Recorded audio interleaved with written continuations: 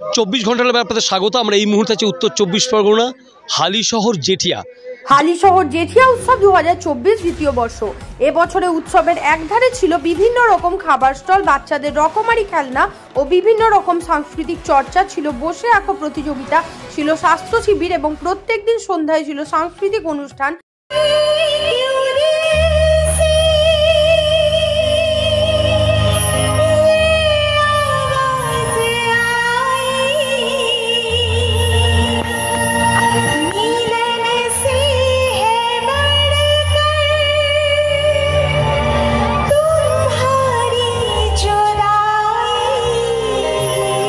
এবার উৎসবে ছিল অসংখ্য মানুষের সমাগম।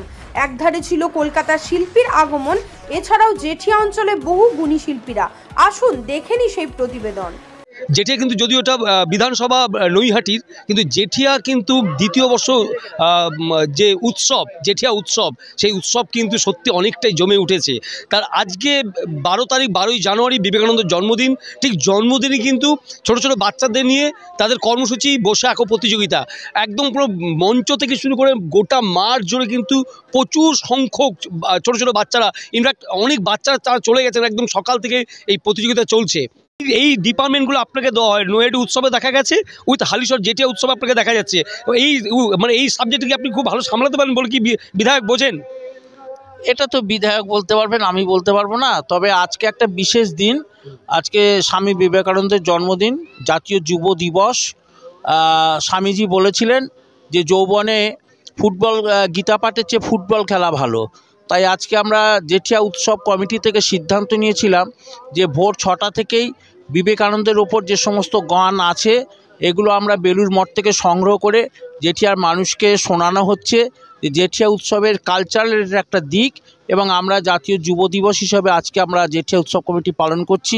শিশুদের বসে আঁকো প্রতিযোগিতা এবং বিভিন্ন জায়গায় বিভিন্নভাবে আজকে বিবেকানন্দের জন্মদিন পালন হচ্ছে।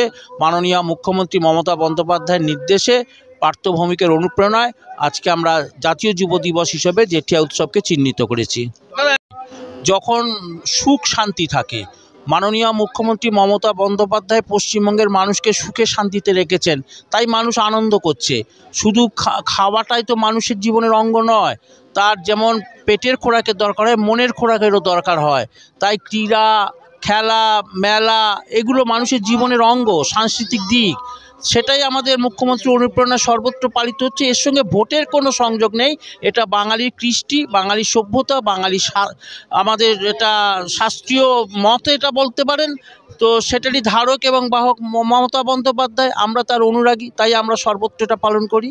বিরোধী উৎসবের দ্বিতীয় বর্ষে কিন্তু একটা বরাবরই গত বছরে যেরকম চোখে পড়ে গেছিলো, বিভিন্ন রকম ক্রিয়া, যেরকম প্রতিযোগিতা বা বিভিন্ন রকম স্বাস্থ্য শিবির, সাংস্কৃতিক অনুষ্ঠান সব মিলিয়ে এই গোটা আয়োজনটা যার তত্ত্বাবধানে বা যার হাত ধরে এই উৎসবের দ্বারুদ্ঘাটন হয়, সেই এখানকার যিনি বিধায়ক পার্থ ভৌমিক, এবং পার্থ ভৌমিক যাকে নির্দেশ দেয় এই মেলাটাকে সুসম্পন্ন করার জন্য, সে হচ্ছে এই জেঠিয়া অঞ্চলের প্রাক্তন উপপ্রধান অশোক দাস ওরফে কালাদা।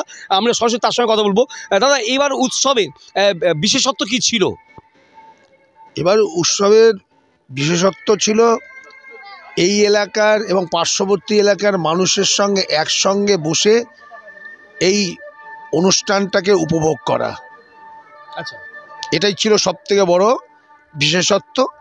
এবং যদি অন্য ক্ষেত্রে বলে থাকি, এখানে বিশেষত্ব আরও কিছু আছে, যেমনি সাংস্কৃতিক অনুষ্ঠানের সঙ্গে সঙ্গে যেমনি স্বাস্থ্য শিবির, বসে আঁকা প্রতিযোগিতা, নানা সমন্বয়ে ডাক্তারদের উপস্থিতি এবং রন্ধন প্রতিযোগিতা, এই সব নিয়েই একটা এই উৎসবের একটা বিশেষত্ব। এবার মঞ্চের বিশেষ আকর্ষণ সঙ্গীত শিল্পী বা অন্যান্য কোন শিল্পীরা থাকছেন? হ্যাঁ, জি বাংলার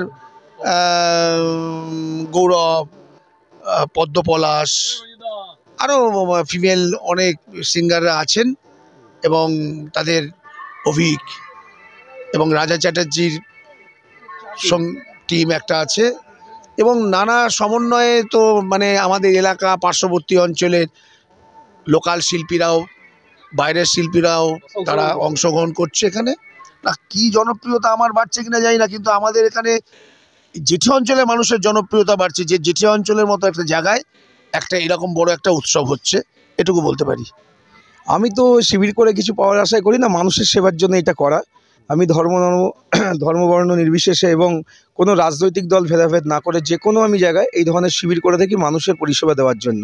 আর এরকম পরিষেবা যাতে আমি আগামী দিন দিতে পারি, যাতে সবাই এইভাবে আমাকে সহযোগিতা করে, আমি সেখানেই আমি খুব আনন্দিত হব, যাতে আগামী দিনও আমি এরকম শিবির আরও কিছু করতে পারি।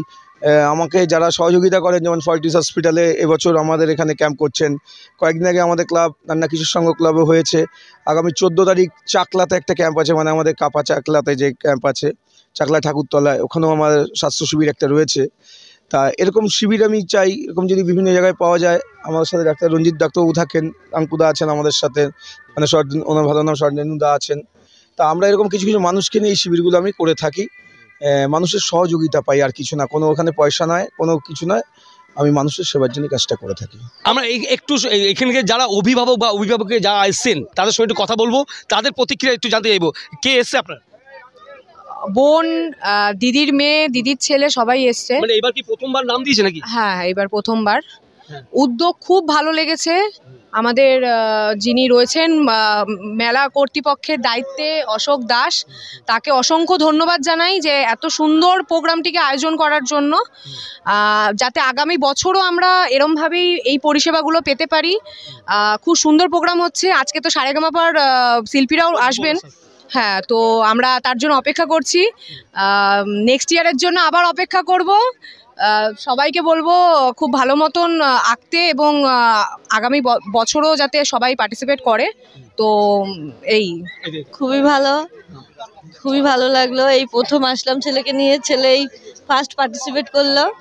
আর আপনি কি জেঠিয়া বাসিন্দা? হ্যাঁ, জেঠিয়া বিজনা মাঝের পাড়া। মানে সেক্ষেত্রে জেঠিয়া উৎসব, এই যে এত মানুষের সমাগম, অবশ্যই চলুক, আমাদেরও ভালো লাগবে, তার বাচ্চারাও একটু ইন্সপায়ার হবে।